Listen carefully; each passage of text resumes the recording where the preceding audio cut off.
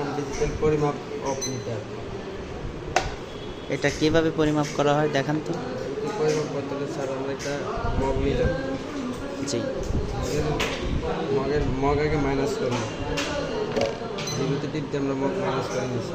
কারণ আমরা কোনো কিছু মাপতে পারি, যেমন একটা কলমের একটা কলমের দাম মূল্য আমরা 100 টাকা ধরবো। 100 টাকা ধরলে এটার দাম হচ্ছে 400 টাকা। 400 টাকা কলমের মূল্য। এখন কলম আমরা নামাই নিই, আবার যেগুলোতে টিপ দেবো, আবার আগের মতো প্লাস হয়ে যাবে। আবার কোনো কিছু মাপতে হলে আবার ওটাতে দিতে হবে, সেমনি মূল্যতেই। এটা এইভাবেই পরিমাপ করা হয়, ঠিক আছে। আর আপনি যদি রিসেট করতে চান টোটাল সিস্টেম অফ, তাহলে কি করবেন? টোটাল সিস্টেম অফ করতে হলে এই সিতে চাপ দিলেই হয়ে যাবে, ঠিক আছে। সব এখনও মাইনাস আছে।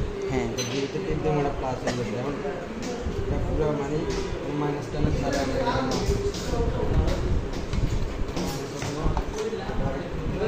মূল্য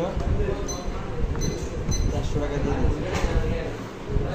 1250 গ্রাম হয়েছে, মূল্য হচ্ছে 500 টাকা।